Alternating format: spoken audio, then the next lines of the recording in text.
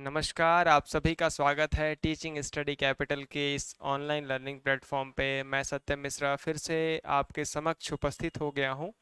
सबसे महत्वपूर्ण जो टॉपिक है आपके पूरे परीक्षा के दौरान, उसको लेकर के अभी लगभग कल एक नोटिस में ये निश्चित हो गया है लगभग कि आपका जो परीक्षा होना है फर्स्ट और थर्ड सेमेस्टर का, ये लास्ट सितंबर में हो जाना है। तो इस बीच अब हम कैसे क्या क्या सावधानियां बरतनी हैं, और जो फर्स्ट सेमेस्टर में होंगे चाहे वो जो थर्ड सेमेस्टर में होंगे स्टूडेंट्स, उनको क्या क्या चीज़ें बरतनी है, क्या क्या सावधानियां परीक्षा से पहले या परीक्षा के दौरान क्या क्या सावधानियां बरतनी है, उस पर हम आज बात करेंगे। तो आपको दिख रहा होगा पीछे मेरे थंबनेल पे परीक्षा में सावधानियां, ये टॉपिक है आज का हमारा। तो इस पे हम बात करेंगे। सबसे महत्वपूर्ण चीज़ें ये हो जाती हैं आपके परीक्षा में कि समय का प्रबंधन आप कैसे करेंगे, टाइम मैनेजमेंट कैसे करेंगे, और सारी चीज़ें जो है और क्या क्या चीज़ें आपके डीएलएड की परीक्षाओं में महत्वपूर्ण हो जाते हैं, इस पे हम बात करेंगे। तो आज हम दो चार पॉइंट्स डिस्कस कर लेते हैं।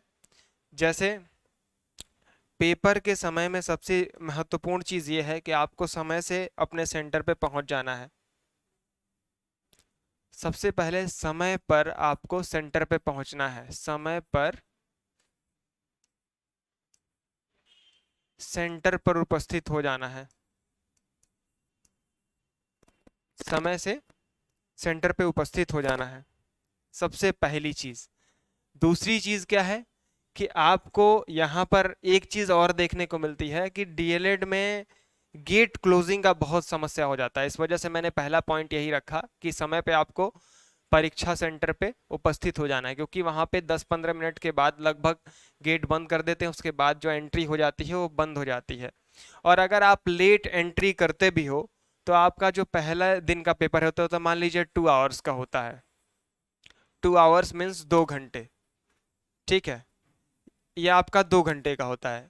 इसमें तो आप मान लीजिए अगर 10 मिनट लेट पहुंचते हैं तो आप कवर कर लेंगे। बाकी दिनों में क्या होता है कि जो दूसरे दिन और तीसरे दिन की परीक्षा होती है उसमें 1-1 घंटे का प्रश्न पत्र होता है आपका।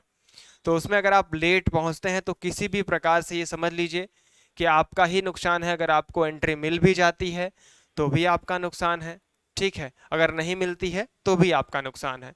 तो सबसे पहले सेंटर पे पहुंच जाना है। अब उसके बाद सेंटर पे पहुंचने के बाद एग्जाम हॉल की कुछ सावधानियां मैं आपको बता देता हूं कि एग्जाम हॉल में क्या सावधानियां रखनी है। पहले तो आपको जो प्रश्न आ रहे हैं उसमें बहुविकल्पीय प्रश्न सबसे पहले आपको कर लेना है, ठीक है। और जो भी आप सामग्री होता है, स्टेशनरी से रिलेटेड जो भी चीज़ें होती हैं वो आप अपना रख लीजिएगा। परीक्षा से पहले ही ये सारी चीज़ें आपकी कंप्लीट होनी चाहिए। तो उसमें आपका सबसे महत्वपूर्ण ये हो जाता है कि मान लीजिए आपने पेन रखा है, स्केच पेन रखा है, वो आगे हम डिस्कस करेंगे कि कैसे लिखना है और लिखते समय क्या सावधानियां बरतनी है, इस पे हम बात कर लेंगे। आज हम केवल परीक्षा से पहले और परीक्षा के दौरान में क्या क्या चीज़ें रखनी है उस पर बात कर रहे हैं। तो उसमें सबसे महत्वपूर्ण चीज़ें ये हो जाती हैं, जैसे मान लीजिए सेंटर पे पहुंच गए आप, एंट्री मिल गई आपको, अब आप बैठे हो अपनी सीट पे, अब आपको नहीं आ रहा है समझ में, तो उसमें क्या करना है कि जैसे मान लीजिए कि आपके पास 5 प्रश्न आपको पहले आ रहे हैं बहुविकल्पीय के, अब अति लघु नहीं आ रहे हैं, लघु नहीं आ रहे हैं।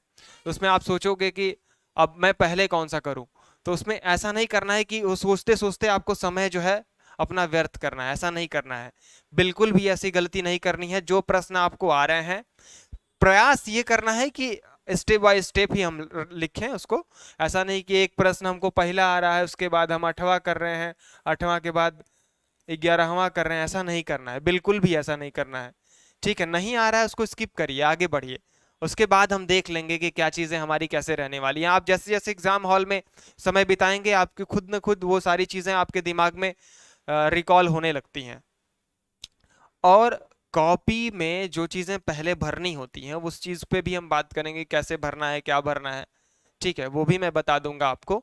लेकिन अभी दो चीज़ें हमने डिस्कस की, एक तो समय पे पहुंचना है और दूसरी चीज़ ये है कि परीक्षा में जो चीज़ें आपको पहले आ रही हैं उसको लिख लेना है।